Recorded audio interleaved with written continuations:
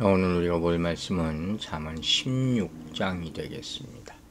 잠언 16장 1절에서 9절까지 말씀 보겠습니다. 마음의 경영은 사람에게 있어도 말의 응답은 여호와께로부터 나오느니라. 사람의 행위가 자기 보기에는 모두 깨끗하여도 여호와는 심령을 감찰하시느니라. 너의 행사를 여호와께 맡기라. 그리하면 네가 경영하는 것이 이루어지리라. 여호와께서 온갖 것을 그 쓰임에 적당하게 지으셨나니 악인도 악한 날에 적당하게 하셨느니라. 모른 마음이 교만한 자를 여호와께서 미워하시나니 피차 손을 잡을지라도 벌을 면하지 못하리라. 인자와 진리로 인하여 죄악이 속하게 되고 여호와를 경외함으로 말미암아 악에서 떠나게 되느니라. 사람의 행위가 여호와를 기쁘시게 하면 그 사람의 원수라도 그와 더불어 화목하게 하시느니라. 적은 소득이 공의를 경험하면 많은 소득이 불의를 겸한 것보다 나으니라. 사람이 마음으로 자기의 길을 계획할지라도 그의 걸음을 인도하시는 이는 여호와시니라. 아멘. 참 한 구절 한 구절이 정말 마음 깊이 새겨지고 또 뭐라고 제목을 지어야 할지 어려울 정도로 유명한 말씀도 많이 들어있는 그런 잠언 16장 1절부터 9절까지의 말씀을 우리가 읽었어요. 먼저 오늘 이 잠언 16장은 1절, 2절 이렇게 순서대로 우리가 보는 것이 아니라 묶어서 이렇게 보면서 설명을 해보려고 그래요. 어떤 식으로 뭔가 먼저 주제에 따라서 1절과 9절 이 1절과 9절을 왜 묶었냐면 이것이 1절부터 9절 전체의 주제를 반영하는 것이거든요. 수미상관 구조예요. 즉 이 두 구절은 사람의 계획 그리고 그 계획을 이루시는 여호와를 이렇게 일반적인 원리 또 구체적인 예를 들어서 전개하고 있어요. 자, 1절은 뭐라고 했습니까? 마음의 경영은 사람에게 있다. 말의 응답은 여호와께 있다. 인간 삶에 대한 하나님의 주권이 여기 나타나는 거예요. 우리가 아무리 뭐 생각해도 결국 응답은 하나님으로부터 나온다는 거죠. 그리고 나서 점프해서 9절을 보세요. 사람이 마음으로 자기의 길을 계획할지라도. 자, 같은 맥락이죠. 마음의 경영은 사람에게 있어도 사람이 마음으로 자기의 길을 계획할지라도 똑같은 얘기잖아요. 9절은 인생을 비유하는 길이라는 단어 우리가 자주 인용했죠. 이것을 통해서 여호와의 주권을 더욱더 명확하게 보여주고 있는 거예요. 그의 걸음을 인도하시는 여호와시라. 우리가 참 많이 들은 말씀이죠. 인간의 계획과 하나님의 주권의 관계를 이렇게 밝히고 있는 겁니다. 인정하게 되는 말씀이 되길 바랍니다. 그 다음에 묶어서 볼 것이 2절하고 7절, 8절이에요. 사람의 행위가 자기 보기에는 모두 깨끗하여도 여호와는 심령을 감찰하신다고 했어요. 7절은 사람의 행위가 여호와를 기쁘시게 하면 또 8절은 적은 소득이 공의를 경하면 이렇게 나와 있잖아요. 그러니까 이 사람의 행위, 사람의 길 이런 표현이 반복되고 있잖아요. 9절에도 길이라는 말이 있잖아요. 여기서 일관성을 우리가 볼 수 있는 거예요. 그래서 2절을 다시 보면 사람의 행위가 자기 보기에는 모두 깨끗하여도 여호와는 심령을 감찰하신다. 하나님이 보시는 것이 뭐예요? 우리 마음속이 깨끗하냐 이거예요. 여러분, 하나님의 은혜, 예수 그리스도의 은혜 그 포용하는 어마어마하게 큰 거죠. 안 그러면 우린 그 죄 때문에 다 죽어야 됐으니까. 그런데 그 예수님도 유독 비판적 태도를 보이셨던 분이 뭔지 아세요? 그 부분이 바로 위선이에요. 거칠해. 정말 싫어하시는 거예요. 위선은 한마디로 가짜선이라는 말이에요. 예를 들면 이런 거예요. 사람에게 보이려고 하는 기도. 바리새인 생각나죠? 금식, 구제. 이건 마음의 동기를 보시는 하나님께는 아무런 의미가 없다는 거예요. 내가 아무리 열심을 보여도 소용없다. 이렇게 표현할 수 있어요. 우리가 살인을 하면 안 되죠. 근데 하나님 보시는 것은 더 깊이 뭘 보시냐? 살인으로 이끈 증오예요. 그 마음, 나쁜 마음. 마찬가지로 간음하면 안 되죠. 간음으로 이끈 탐욕이 하나님께서는 더 본질적으로 문제시하신다는 거예요. 사랑하고 순종하라는 것, 사실 이것이 이 명제는 절대 쉬운 게 아니에요. 인간이 감당하기 어려운 거예요. 그러면 포기해야 되냐? 하나님은 동기를 중요하시고 동기, 인간의 마음을 살피시는 분이란 말이에요. 즉 제 말씀을 잘 들으세요. 이 말은 뭐냐면 우리가 잘 못해. 온전한 사랑을, 순종을 누가 해요? 그래서 실수도 하고 이러지 못하지만 진심으로 열심히 하려고 하는 신실한 사람들에게는 이 행위 자체가 위로가 될 수 있다는 거예요. 세상이 뭐라고 손가락질해도 하나님이 알아주시면 되잖아요. 이게 그리스도인의 참 모습이에요. 그리스도인을 세상이 아무리 손가락질해도 내가 하나님 앞에 떳떳하면 되는 거예요. 그런 거 신경 쓸 필요 없어요. 이게 우리의 기도의 중심이 되는 것이죠. 3절과 또 6절을 묶었어요. 너의 행사를 여호와께 맡기라. 그리하면 내가 경영하는 것이 이루리라. 이 인생의 문제에 대한 긍정적인 표현인 경영, 일이죠. 부정적인 표현인 죄악, 이걸 사용해서 여호와를 향한 신뢰와 경외가 인생의 문제, 즉 죄악의 문제를 해결할 수 있다는 거예요. 여러분 혼자 아무리 몸부림쳐도 여러분의 죄를 깨끗이 할 수 없어요. 하나님께 맡기라는 거예요. 하나님을 믿으라. 4절과 5절은 하나님의 주권을 설명하고 있죠. 인간의 가장 큰 문제인 악인에 대해서 다루는 거죠. 악인의 형통은 하나님의 주권을 의심케 하는 사실 가장 큰 문제가 되죠. 그래서 착하게 선하게 살아가는 사람들이 괴로움을 당하는 거예요. 하나님 왜 저들의 악을 그대로 놔둡니까? 왜 착한 사람들이 이렇게 힘들게 살아야 됩니까? 그게 항상 우리의 딜레마 아니에요. 그런데 4절에서 뭐라고 그랬어요? 여호와께서 온갖 것을 그 쓰임에 적당하게 지으셨나니 악인도 악한 날에 적당하게 하셨느니라. 제가 처음 이 구절을 읽고 아차 했어요.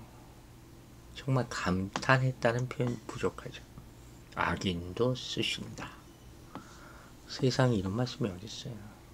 여러분, 하나님의 창조 주권은 악인에게도 적용된다는 거예요. 모든 피조물이라는 것은 그분의 완벽한 계획 아래 창조되었잖아요. 그래서 보시기에 좋았더라. 근데 죄가 들어가서 변해진 거잖아요. 하나님의 뜻에 반하게 되거나 변질된 거죠. 그런데 그렇다고 그럼 하나님이 힘이 없냐? 그게 아니라는 거예요. 이제는 어떻게 할 수 없냐? 그게 아니라는 거예요. 악인 또한 악한 날을 위한 도구로 만들어진 것으로 봐야 된다. 큰 의미로. 그래서 여호와의 주권 아래 다 있는 거예요. 욥기를 보면 여러분 예를 들 수 있어요. 그렇잖아요? 마귀가 사단이 하나님 앞에 가서 욥을 괴롭히겠다 하잖아요. 그래서 하나님이 허락해 주세요. 말도 안 되는 상황. 그러나 결국 하나님은 그 결과를 알고 계셔요. 욥이 이길 줄 아시잖아요. 왜 이런 방법을 쓰실까? 마귀 보고 하나님이 누군지 정확하게 파악하고 굴복하라고. 또 욥 같은 의인이 남아있음을 깨달으라고. 이 땅을 지들이 아무리 어떻게 다 자기 것으로 만들려고 해도 하나님의 의로운 사람은 남아있다는 것을 보이려고. 이런 답들을 계속 만들어낼 수 있는 거예요. 그래서 이 말씀, 온갖 것을 그 쓰임에 적당하게 지으셨고 악인도 또한 적당하게 하신다. 참 대단한 말씀이라고 저는 다시 한번 생각을 합니다. 여러분, 이렇게 1절부터 오늘 9절까지의 말씀은 잠언 가운데 여호와라는 이름이 가장 많이 나타나는 단락이라고 해요. 여호와라는 이 키워드를 의도적으로 반복과 대칭을 하면서 인간 삶에 대한 여호와의 주권을 계속 강조하고 있는 거예요. 그러니까 여러분이 이걸 깨달는 거예요. 큰 그림 가운데 큰 주제로 여호와의 주권, 하나님이 성경의 주어다. 잊지 마세요. 항상 그 마음으로 봐야 돼요. 마음에 품은 생각, 계획, 이게 사람마다 다 틀리잖아요. 하지만 모든 일을 이루시는 분은 누구예요? 하나님이시다. 이렇게 시작했죠. 하나님이 허락하시지 않으면 누구도 자신의 뜻을 이룰 수 있다 없다? 혹시 내 뜻이 이루어졌어? 순간이라는 거예요. 그래서 우리 모든 일을 여호와께 맡겨야 된다. 궁극적으로. 그러므로 하나님의 뜻을 잘 알고 순종하고 따르는 것만이 지혜자의 모습이다 하는 거예요. 모든 일이 큰 그림 안에서 주의 뜻대로 이루어질 줄로 믿으시기 바랍니다. 이렇게 되는 이유를 물어본다면 뭐라고 대답할까요? 사람이 아무리 치밀하게 계획을 세워도 결국 하나님의 뜻대로 되는 이유. 여러분, 사람은 누구나 바라는 바가 다 있잖아요. 그런데 살아있는 하나님을 무시하고 사람의 욕망, 그런 사람의 욕망은 어떻게 돼요? 끝을 모르고 가요. 근데 이 가운데 사람이 꼭 알아야 될 것이 있어요. 한계가 있다는 거예요. 사람은 죽어요. 한계가 있어요. 그렇기 때문에 자기 욕망을 이루지 못하는 거예요. 그렇기 때문에 말씀을 보고 하나님의 길을 계속 물으며 걸어가야 한다. 이걸 뭐라 그래요? 동행이라고 하는 거예요. 그러면서 여호와를 경외하는 마음이 생기고 그걸 놓지 않을 때 혹시 잠깐 한눈 팔다가 길을 잘못 가더라도 다시 돌아올 수 있는 거예요. 하나님이 부르시거나 여러분, 이처럼 하나님이 살아계신 것, 온 세상 역사와 내 삶을 주관하고 계신 것, 이걸 잊지 말라는 거예요. 하나님이 나를 늘 보고 계십니다. 이 인식이 여러분 믿음의 시작이에요. 이걸 잃어버리고 이 생각 없으면 아무것도 못해. 내 마음대로 사는 것이죠. 사랑하는 여러분, 모든 일을 하나님께 맡기세요. 그러면 우리가 경영하는 것이 이루어질 것입니다. 여러분, 현대인들의 특징이 뭔지 아세요? 계획을 많이 해요. 짧은 시간 단위로 플랜을 만들어 1년, 10년 뒤까지 미리 내다보고 계획하려고 하는 것이죠. 처리할 일이 복잡하고 많은 게 점점 많아지니까 어찌 보면 당연하죠. 하지만 모든 일이 늘 계획대로 되지는 않아요. 돌발적인 상황이라는 게 항상 우리 인생이 그렇잖아요. 그래서 심각한 문제가 생기면 모든 내가 짜놓았던 계획이 물거품이 한순간이에요.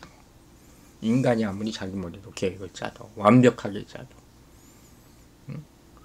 그래서 이런 경우가 닥치면 내가 인생에 해가 될 일을 하여 뭐 이렇게 바쁘게 살았나 이런 후회가 될 때도 있는 거예요. 그렇기 때문에 미리 걱정할 필요도 없지만 우리 모든 일을 하나님께 맡기라는 거예요. 빨리빨리 돌이키시기 바랍니다. 여러분, 사람은 누구에게나 소원이 있어요. 하지만 이 소원이 욕심이 되어서 하나님의 뜻과 어긋나면 죄를 짓는 것이죠. 자신이 원한다고 다 이룰 수 없는 것이죠. 사람의 소망은 서로 충돌해요. 내 마음에도 충돌하고 다른 사람하고도 충돌하고. 그래서 억지로 욕심을 이루려고 하면 결국 죄를 짓게 되는 거예요. 죄가 넘치면 사망에 이르게 됩니다. 그러므로 마지막으로 한 번 더 얘기합니다. 하나님의 뜻이 무엇인지 살피세요. 모든 일을 하나님께 맡기는 지혜를 구하세요. 하나님께로 멀어지고 있다고 느낀다면 속히 돌이켜 제자리로 돌아오시기 바랍니다. 끝까지 주님과 동행하시는 모두가 되기를 주의 이름으로 축원합니다. 기도하겠습니다. 아버지 하나님 감사합니다. 오늘 이 귀한 말씀 마음에 새기게 하여 주시고 하나님의 계획 가운데 우리가 있게 하여 주시고 거기서 이탈하지 않도록 순간순간 성령의 빛으로 조명하여 주시옵소서. 위선적인 삶을 살지 않게 세상과 삶을 보이기 위해 가짜로 없는 동기를 만들어서 하지 말게 하여 주시고 오로지 하나님의 뜻을 구하면서 굽어진 길을 바르게 하는 인생 되게 하여 주시옵소서. 우리가 아무리 계획한다 해도 하나님이 허락하시지 않으면 무엇을 이룰 수가 있겠습니까? 다시 한번 깨닫고 엎드리오니 주여 우리를 도우시고 우리의 주권자 되신 하나님께서 우리 삶을 돌보아 주시옵소서. 오늘 하루 우리 성도들의 삶 가운데 역사하여 주시고 말씀을 붙잡고 몸부림치게 하여 주시고 하나님이 보고 계신다. 코람되어 우리는 모두 하나님 앞에 있습니다. 그 믿음으로 그 인식을 가지고 오늘 하루 살 수 있도록 성령의 빛을 조명하여 주시옵소서. 감사드리며 예수 그리스도 이름으로 기도했습니다. 아멘.